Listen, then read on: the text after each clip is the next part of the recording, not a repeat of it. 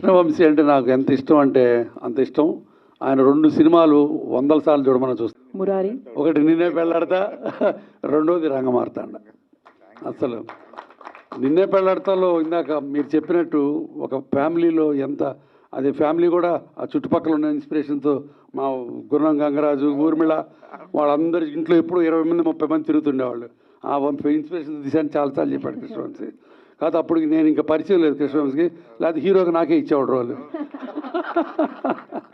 తర్వాత రంగమార్తాండలో అసలు ఆ హాస్పిటల్లో ఇందాకే అంటున్నాను, మా రమ్యకృష్ణని తీసుకోవడం అంటే రమ్యకృష్ణ ఆయన తిట్టిందంట, అందరిని అడుగుతున్నాడంటే నన్ను ఎందుకు అడగలేదని, అది కానీ తీసుకున్నాడు.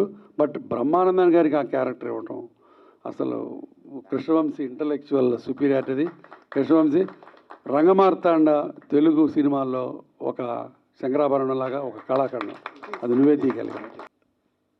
నాకు అర్హత మాట ఎలాన్నా అదృష్టం మాత్రం చాలా ఉంది. పెద్దలు విశ్వనాథ్ గారితో కానీ, అటు బాలసుబ్రహ్మణ్యం గారితో కానీ, ఇటు బాబాయ్తో కానీ దాదాపు అందరితోనూ 20 ఏళ్ళకి పైగా పరిచయం. వాళ్ళందరూ నన్ను కొడుకులాగానే ట్రీట్ చేశారు. బాబాయ్ అయితే నేను ఆయన దగ్గర చదువుకున్నాను. ఏ గంగావతరణం పాట అయితే విశ్వనాథ్ గారు విని ఆయనకి అవకాశం ఇచ్చారు, దాన్ని మొట్టమొదటి తప్పులుగా నేర్చుకుని దెబ్బలు కూడా తిన్న ఇది కాకినాడలో చదువుకున్నప్పుడు ఆయన ఉద్యోగం చేసేవారు అక్కడ. తర్వాత సినిమాల్లో వచ్చిన తర్వాత నేను సినిమాల్లో ఎక్కువ పాడిన పాటలు కూడా ఆయనవే కావడం నా అదృష్టం. అయితే ఈ కార్యక్రమాల్లో ఈ అదృష్టాన్ని నాకు ఆపాదించినటువంటి వ్యక్తి రామ్ గారికి, శృతిలయ ఫౌండేషన్కి నేను ఎప్పటికీ రుణపడి ఉంటాను. అప్పుడు గురుగారితో దాదాపు 30 ఎపిసోడ్లు, విశ్వనాథ్ గారితో అది కూడా 2 ఏళ్ళ జర్నీ. అది ఇప్పటికీ చెప్తాను కదా, నాకు ఎంతో గౌరవాన్ని తీసుకొచ్చి పెట్టింది. అలాగా ఇది ఇంకొక మహాయజ్ఞం. వాస్తవానికి బాబాయ్తో ఒక 2 రోజులు షూట్ చేశాక ఇప్పటికీ గూజ్ బంప్స్ వస్తాయి. ఆయన నెక్స్ట్ స్కెడ్యూల్ ప్లాన్ చేశాక ఆయన వెళ్ళిపోవడం జరిగిన తర్వాత నేను రామ్ గారితో అన్నాను, ఇంక చేయలేమేమో సార్ అని. పట్టువదల విక్రమార్కుల్లా లేదు, చేయాలనుకుని మొదలెట్టాను. 2 ఏళ్ళు అది అలా పట్టుకున్నారు, ఆయన పట్టుకున్నారు, నేను ఆయనతో పాటు పట్టుకుని నించున్నాను అనమాట. అయితే రామ్ గారు చెప్పారు చాలామంది వ్యక్తులు మనకి అని. ముఖ్యంగా రామ్ గారు చెప్పిన వారితో పాటుగా మొట్టమొదటి వరుసలో ఉండే వ్యక్తి ఎవరైనా ఉన్నారంటే డాక్టర్ గురువారెడ్డి గారు. మాకు ఏ సహాయం కావాల్సి వచ్చినా ఫస్ట్ వారి ఆఫీస్కి వెళ్తాం. ఆయన ఆ డాక్టర్ డ్రెస్లోనే సర్జరీ చేస్తూ మాకు ఒక 5 నిమిషాలు టైం ఇస్తారు. పర్దా ఏంటి, అది డన్, ఇది డన్, ఇది ఓకే. నా ఆడిటోరియం ఎన్ని రోజులు కావాలంటే అన్ని రోజులు వాడుకొని నా మీటింగ్లు బయట పెట్టుకుంటాను నాకు. ఇది కాదు అసలు, అంటే మా టీంని, మా క్రూని ఎన్ని రకాలుగా ఆయన చూసుకున్నారంటే అదొకటే ఎత్తు. అయితే ఈ కార్యక్రమం ఇప్పుడు నిన్న కూడా చిరంజీవి, నేను స్వాతి ముత్యంలో కమలాసన్ రాగా ఆయనకి చిరంజీవి గారిని నేను ఒక మెసేజ్ పెట్టాను. ఆబ్వియస్లీ చిరంజీవి గారు చాలా బిజీగా ఉంటారు. నాకు ఎక్కడ స్విచ్ చేస్తే లైట్ లేదని గురువారెడ్డి గారి ద్వారా అయితే అయిపోతుందని తెలుసు. ఇది బాబాయ్ కోరిక. యోగి మీ తమ్ముడు నీకు తెలుసు, మేమందరం కూర్చున్నప్పుడు ఇది ఫస్ట్ సిరీస్ ఓపెనింగ్ చిరంజీవి గారితో చేయిద్దాము, నేను మాట్లాడతాను నీతో అన్నారు. సార్ గురువారెడ్డి గారి దగ్గరికి వెళ్ళి చిరంజీవి గారికి చెప్పండి, ఇది శాస్త్రి గారి కోరిక. ఎంత బిజీగా ఉన్నారు. 2 రోజుల క్రితం వచ్చింది, ఇంక ఎపిసోడ్ లాస్ట్ సబ్మిషన్కి వెళ్ళిపోతున్నప్పుడు రోజు ఆయనకి పొద్దునే good morning sir, good afternoon sir, ఆయనకు తెలిసి ఎందుకు పెడుతున్నాను. పాప ఆయన వెంటనే నాకు పెట్టడం అనేసి ఆయన కూడా అదే విషయం. మొత్తానికి అలాగా sir, we owe you lot.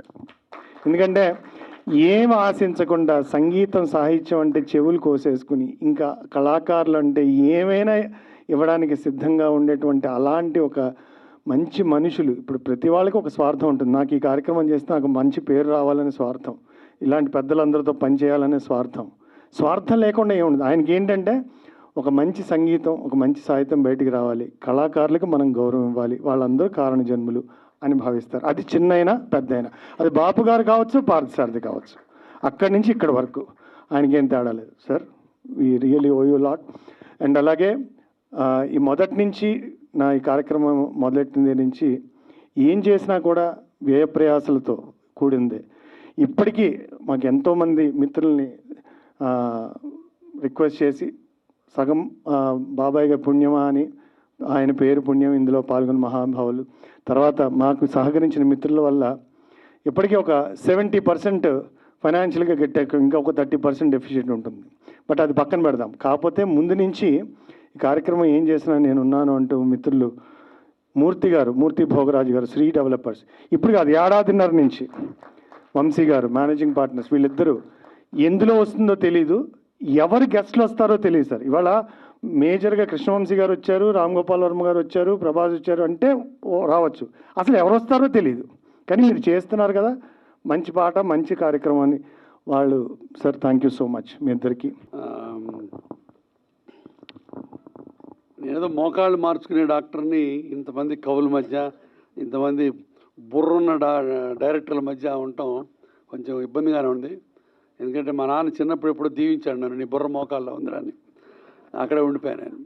So అందుకని కొంచెం కృష్ణవంశీ లాంటి వాళ్ళు వెనకాల పడి తిరుగుతుంటే కొంచెం ఆ ఇంటెలిజెన్స్ రబ్ చేస్తుందని చూస్తుంటాను. But it's a great privilege to be here. Sitarama Sastry గారితో నాకు చాలా సంవత్సరాల నుంచి అనుబంధం ఉంది. ఇంకా దగ్గర పెట్టుకోవాలా, మా తోడల్లుడు గున్నం గంగరాజు నా కూతురుతోటి లిటిల్ సోల్జర్స్ సినిమా తీసినప్పుడు ఆ సినిమా మొత్తానికి సింగిల్ కార్డు సీతారామ శాస్త్రి గారు రాశారు. అప్పటికే నాకు బాగా పరిచయం, అంటే పాటల ద్వారా పరిచయం, అది అయిన తర్వాత ఇంకా ఎక్కువ పరిచయం అయింది. దాంట్లో కూడా అద్భుతమైన సాహిత్యం. సరేలే ఊరుకో పరేషాన్ ఎందుకో అని, చలేసే ఊరిలో జనాలే ఉండరా, అసలు ఏమి ఎక్స్ప్రెషన్, అది అద్భుతమైన ఎక్స్ప్రెషన్. తర్వాత శాస్త్రి గారితో కూర్చొని ఇంట్లో రాత్రి 2 దాకా ఒకసారి కబుర్లు చెప్పుకున్నాం గంగరాజు మేమందరం కలిసి. శాస్త్రి గారు నన్ను ఎప్పుడు గురవయ్య శాస్త్రి అనేవాడు, నేను ఆయన ముద్దుగా సీతారామరెడ్డి గారు అనేవాడిని. మేమిద్దరం మార్చుకున్నాం తోకలో. శాస్త్రి గారి నేను ఇప్పుడే వంశీతో అంటున్నాను, ఇప్పుడు వంశీ, గున్నం గంగరాజు, క్రిష్, రామ్ గోపాల్ వర్మ ఇలాంటి ఇంటలెక్చువల్ డైరెక్టర్స్ పాటలు పెట్టాలంటే శాస్త్రి గారు లేకపోతే వాళ్ళకి రాదు ఇన్స్పిరేషన్. వంశీ కూడా అదే అంటున్నాడు. ఆయన ఒక పెళ్లి గురించి ఒక పాట రాయమంటే శాస్త్రి గారు రాస్తే ఆ పాట ఎలివేట్ అయిపోద్ది. జగమంత కుటుంబం నాది, గులాబీలో ఈ వేళలో ఏం చేస్తుంటాం ఏమన్నాడు, అది పాట, అదే మామూలుగా లవర్స్ ఇద్దరు మాట్లాడుకునే మాట. దాన్ని ఆయన ఒక పాటగా రాయటం, ఈయన దాన్ని ఇంకెక్కడికో తీసుకెళ్ళటం, అద్భుతమైన ఆ ఇంటలెక్చువల్ ఆ సంగమం, అది చాలా చాలా రేరు. అది మన అదృష్టం. ఇందాక మా తోడలుడు గుణం గంగరాజు చెప్పినట్టు నేను కూడా సీతారామ శాస్త్రి గారు బతికిన రోజు బతికాను, ఆయన పీల్చుకున్న గాలి నేను పీల్చుకున్నాను చెప్పడం మా అదృష్టం. కాకపోతే నా దురదృష్టం ఏంటంటే కోవిడ్ పుణ్యం అని కొన్ని లక్షల మంది చనిపోయారు. బట్ నాకు చాలా ఆత్మీయులు సీతారామ శాస్త్రి గారు అంటే, ఆయన కోవిడ్తో చనిపోయినా ఆయన బాలు గారు, తర్వాత విశ్వనాథ్ గారు, గొప్ప గొప్ప వ్యక్తులు ముగ్గురు. చాలా బాధాకరమైన విషయం ఇది. బట్ ఇందాక పార్దు అన్నట్టు ఆయన మన దగ్గర లేకపోయినా ఆయన చెప్పిన పాటలు, ఉన్న పాటలు అసలు ఈ ప్రోగ్రామ్కి నా సన్షైన్ హాస్పిటల్లో ఆడిటోరియం సెట్గా ఇచ్చినందుకు నేను అదృష్టవంతుని. కొన్ని నెలల పాటు ఆ సెట్ని అట్లా ఉంచితే మేము మధ్యలో ఆ ప్రోగ్రాం లేనప్పుడు కూడా వెళ్ళి చూసుకొని వస్తున్నామండి. ఆ సెట్ అది చాలా గొప్ప మా అదృష్టం, మా హాస్పిటల్కి మాకు కలిగిన అదృష్టం. తర్వాత పార్దు మన రామ్ చెరువు, ఇంటి పేరు చెరువు కాదు సముద్రం అని పెడితే బాగుండేది, అంత పెద్ద హృదయం అయింది. సో వీళ్ళందరూ ఆ పని పాటలు వదిలేసుకొని, ఉద్యోగాలు వదిలేసుకొని, పెళ్ళాం పిల్లలను వదిలేసుకొని, అహర్నిశలు ఫలితం లేకుండా, ఫలితం ఆశించకుండా అది చేయడం అనేది చాలా గొప్ప విషయం. అది సీతారామ శాస్త్రి గారి పవర్, సీతారామ శాస్త్రి గారిలో ఉన్న వాల్యూ పవర్. ఇప్పుడు కొంతమంది ఐఎమ్ షూర్ కృష్ణవంశీ ఒప్పుకుంటాడు, కొంతమంది కళాకారులు దూరం నుంచి చూస్తేనే బాగుంటారు, దగ్గరికి వెళ్తే కంపు కొడతారు. అది వ్యక్తి. అట్లాంటిది చాలా తక్కువ మంది వ్యక్తిత్వంలోనూ సృజనాత్మకతలోనూ అంత ఉన్నతంగా ఉండే వ్యక్తులు నాకు తెలిసి, నేను మొహమాట లేకుండా ముగ్గురిని చెప్పగలను. బాలు గారు, బాపు గారు, శాస్త్రి గారు.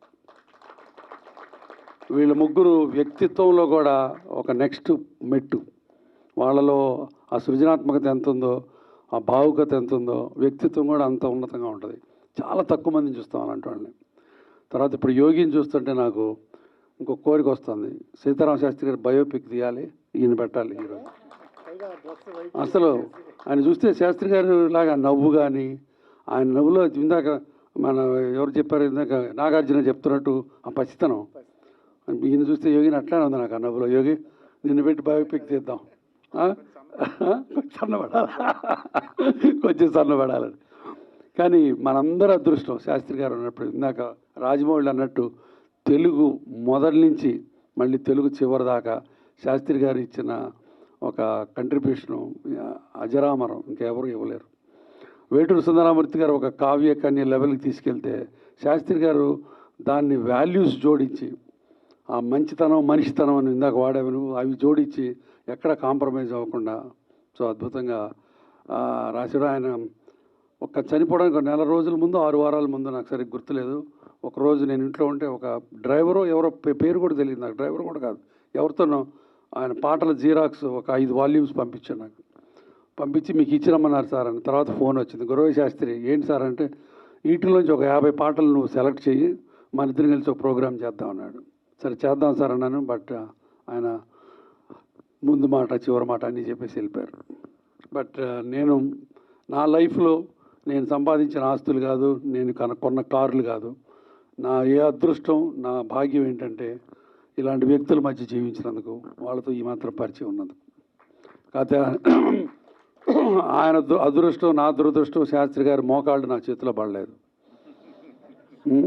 నేను విశ్వనాథ్ గారిని ఎప్పుడు అంటుండేవాడిని, సార్ మీరు నేషనల్ ట్రెజరు తాజ్మహల్ లాంటి వాళ్ళు, మీ మోకాళ్ళు మార్చుకోవాలి మేము అంటే, నన్ను చూడగానే మోకాలు పట్టుకు పక్కకి వెళ్ళిపోయాడు. అట్లానే చిరంజీవి గారిని ఇందాక పారుతున్నట్టు ఆయన అంత బిజీలో ఉండి నేను మెసేజ్ పెడితే ఇట్లా శాస్త్రి గారి చివరి కోరిక సార్ అంటే, అయ్యో లేదండి తప్పకుండా చేస్తా. ఆయన పాప 2 రోజుల కింద ఢిల్లీ పద్మవిభూషణ్ దానికి వెళ్ళొచ్చారు.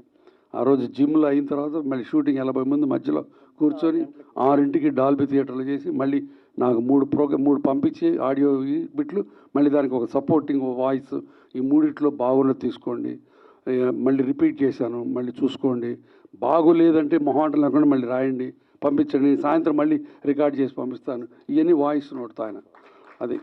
అది ఆ గొప్ప వ్యక్తికి అంత ప్రేరేపించింది ఈ గొప్ప వ్యక్తి. So that's what it is. దీంట్లో ఉడతా భక్తిగా నేను చేసింది ఏం లేదు పార్దు. సో చాలా థ్యాంక్స్ ఇంత ఇచ్చినది అందరూ అంతే. తర్వాత పార్థుతోటి శ్రీరామ్ తోటి చెప్పే పని లేదు. బాలుకి గురుడు పార్థుడని మేము ఒక ఆల్మోస్ట్ 7-8 ఎపిసోడ్లు చేసాం బాలు గారి పాటల గురించి. సో చాలా అద్భుతమైన ప్రయాణం ఇది. వెనక్కి తీసి చూసుకుంటే ఆ శాస్త్రి గారు ఇంకా ఎన్ని రోజులు ఉంటే బాగుండేది, ఎన్నో మంచి పాటలు రాసి ఉండేవాళ్ళు. ఒక్కొక్క పాట అసలు ఇందాక ఆ వీడియో చూస్తుంటే గూస్ బంప్స్ వస్తున్నాయి ఒక్కొక్క పాట వింటుంటే.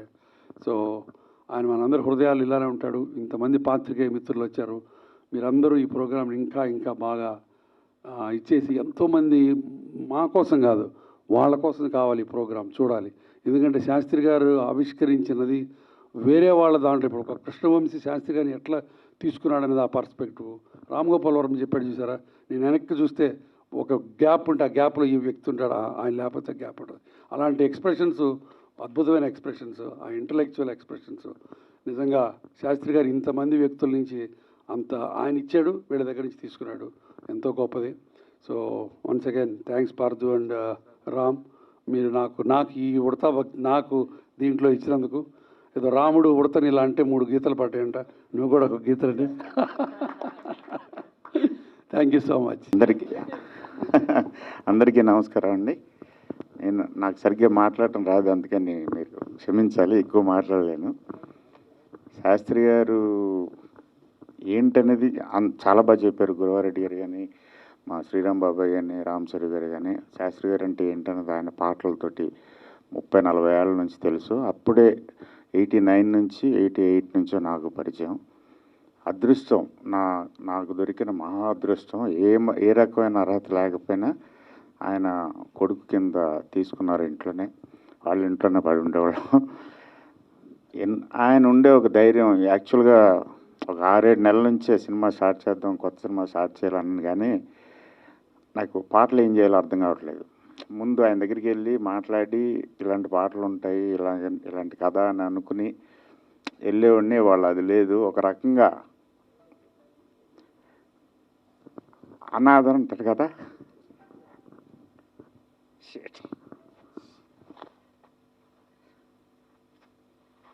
సారీ, రామ్ చరణ్ గారు పట్టిది 2.5-3 years నుంచి ఆల్మోస్ట్ పాపం. తర్వాత పార్థు అండ్ సపోర్ట్ చేసిన అందరికీ. Thank you very much. Sorry.